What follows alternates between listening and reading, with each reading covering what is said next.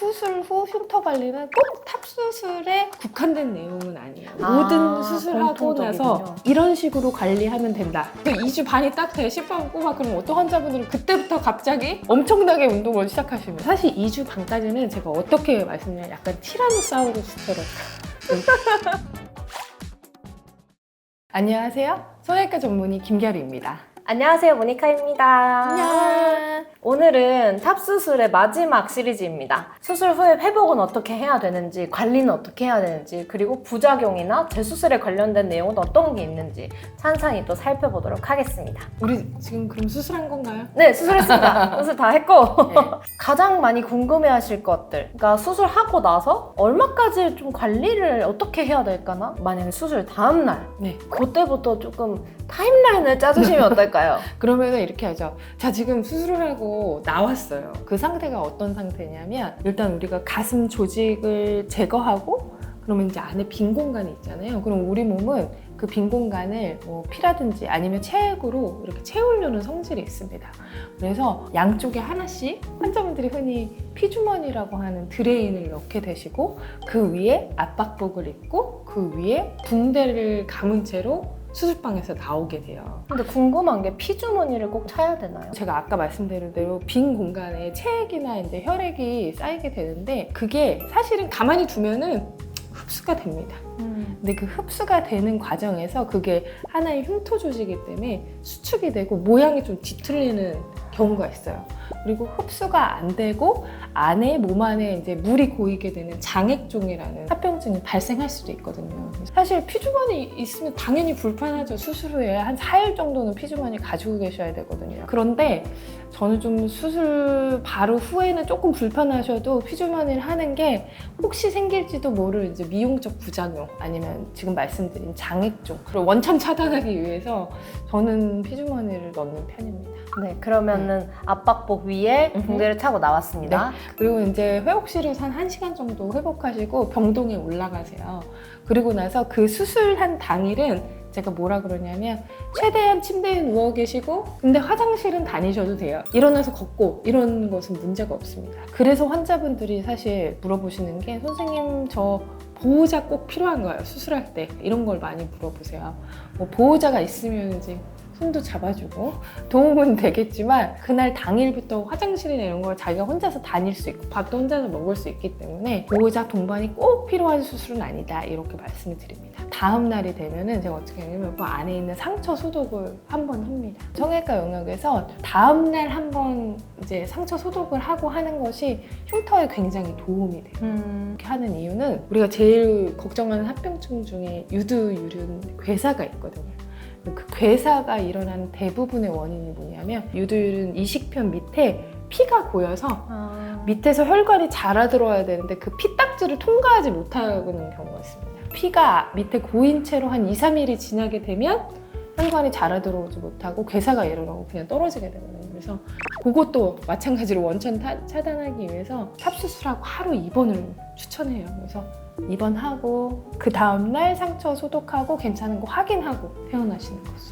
그럼 퇴원하고 나서의 관리는 어떻게 되나요? 퇴원을 한다는 의미는 그야말로 일상생활이 가능하다는 얘기입니다. 자취하시는 분들은 혼자 사는 집으로 가시기도 해요. 하지만 외국인 환자분들 아니면 사실 멀리서 오시는 환자분들도 굉장히 많거든요. 그래서 그런 환자분들은 수술 후 4일까지 입원하시기도 합니다. 왜냐하면 그 다음날 퇴원을 해도 수술 후 4일째 되는 날 다시 병원에 오셔서 피주머니 제거를 해야 돼요. 그럼 피주머니 빼면 이제 자유인 건가요?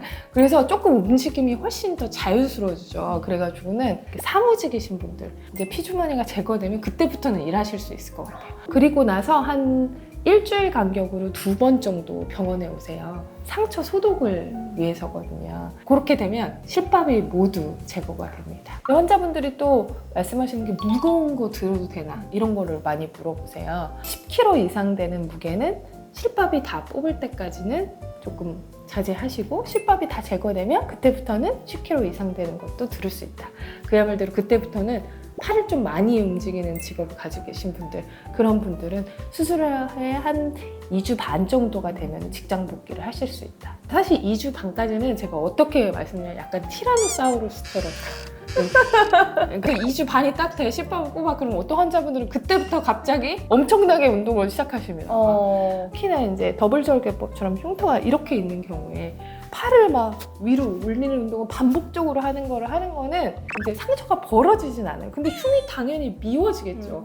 왜냐면 땡겨서 꼽은 건데 자꾸 텐션을 가하게 되니까 헬스장 가서 막 웨이트를 친다든지 이런 운동들은 2달까지는 조심하자. 왜? 그러면 흉이 훨씬 낫다. 이제 병원은 흉터 치료 때만 가면 되는 건가요? 그렇죠. 그런데 이제 제가 장기적인 결과를 또 봐요. 실밥을 다 제거하고 흉터 치료를 한 3회 정도 하게 되면 한 2달 정도의 경과가 됩니다. 그리고 나서 6개월째 제가 또 한 번 봐요. 이제 장기적으로 흉터의 모양은 어쩐지 그때 조금 더 관리할 것이 있는지 6개월째 한 번 보게 되고 그리고 나서는 제가 40세 이후에 보자고 얘기하죠. 왜냐하면 유방암 검진 때문에 그때 보자고 말씀드립니다. 만약에 최소로 수술을 하고 나서 한 3, 4개월 뒤에 유두유륜 수술도 할 수 있다고 하셨잖아요. 그럼 그 수술 이후의 회복은 또 어떻게 되나요? 유두유륜 수술은 상대적으로 좀 간단합니다. 물론 이제 처음에 며칠은 이제 소독하고 이런 기간이 있지만 샤워도 되도록이면 바로 하실 수 있도록 도와드리고요. 특별한 움직임의 제한을 할 필요는 없습니다. 간단하네요, 정말. 네. 그러면 또 궁금한 게 이 흉터 관리에 대해서 굉장히 신경을 많이 쓰실 것 같은데 그 부분에서도 조금 자세히 말씀해 주실 수 있을까요? 맞아요. 수술 후 흉터 관리는 꼭 탑수술에 국한된 내용은 아니에요. 모든 수술하고 공통적이군요. 나서 이런 식으로 관리하면 된다. 일단은 이제 저희 병원에 오시면 관리해 드리는 거는 레이저랑 주사제 치료가 있어요. 레이저도 이제 종류가 2가지가 있습니다. 하나는 프락셀 레이저라고 해서 프락셀 레이저의 효과는 뭐냐면 수술 후에 표면이 좀 고르지 못한 것을 평평하게 만드는 효과가 있어요. 그다음에 토닝 레이저가 있습니다. 절개하고 꼬매게 되면은 그 부분이 약간 다른 데보다 색깔이 어둡거든요. 그래서 그 색을 좀 밝게 만드는 그런 토닝 레이저도 있고 그다음에 주사제 치료는 비후성 반응이라 해서 조금 이렇게 볼록 튀어나오는 경우가 있어요. 흉터가. 네. 그래서 그 흉터의 높이를 낮추는 주사제 치료를 하고 있습니다. 근데 물론 이제 병원에 오셔서 이렇게 관리를 받으시는 것도 중요하지만 자가 관리도 굉장히 중요해요. 어떻게 할 수 있죠? 일단 기본적으로 보습이 되는 환경이 굉장히 도움이 됩니다. 그럼 바세린 바르면 좋나요? 바세린 도움이 되죠. 사실 바세린이나 뭐 바디로션이나 이렇게 그 수술 부위를 좀 촉촉하게 유지해 주시는 게 굉장히 도움이 돼요. 2번째, 햇빛 차단. 착색이 되니까. 네, 맞습니다. 햇빛을 보면은 그 부분이 다른 데보다 색소 침착이 더 잘 일어나요. 그래서 사실 모든 흉터 제대에는 다 선크림 성분이 들어있습니다. 그 다음에 이제 추가적으로 할 수 있는 것이 흉터 연고죠. 흉터 연고의 성분은 뭐냐면 제가 선크림 성분이 있다 그랬잖아요. 그리고 또 하나는 실리콘 성분이 있습니다. 실리콘이요? 네. 연고 제제가 실리콘 막을 형성합니다. 그래서 그 부분을 잡아주고 눌러주는 효과가 있는 거예요. 신기하네요. 네.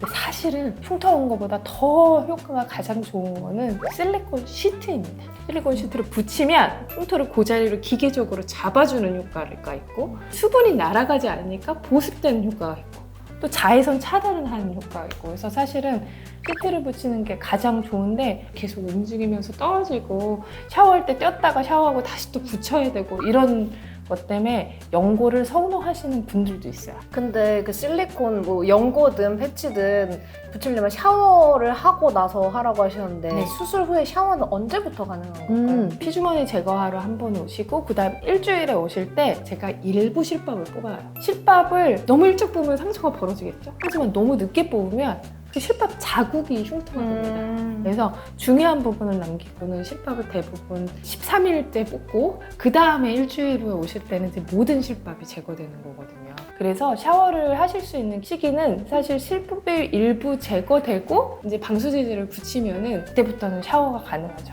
하지만 환자분 상태에 따라 조금 더 기다리는 게 좋겠다. 그런 경우에는 실밥 다 제거하고 나서 이제 샤워 시작하자 이렇게 말씀드리죠. 그럼 좀 상황에 따라서 드라이 샴푸나 뭐 이게 물티슈나 좀 대용할 수 있는 것들이 필요할 수도 있겠네요. 그거 아주 도움이 되죠. 사실 그 상처 부분만 물에 안 닿으면 되지 이런 부분은 물수건이나 물티슈로 다 닦으실 수 있거든요. 또 하체 샤워 같은 경우에는 뭐 다음 날부터 당연히 가능하시고요. 근데 지금 흉터 관리를 들어보니까 네. 그냥 일반 피부 관리법이랑 비슷한 것 같아요. 맞아요. 보습 잘 해주고 선크림 잘 조심하고. 바르고 네 그런 게 다 비슷한 것 같네요. 맞습니다. 또 흉터라는 게 사람의 체질을 굉장히 많이 반영하기 때문에 뭐 차이는 있지만 뭐 관리를 하면은 훨씬 좋아지기는 하는 것 같아요.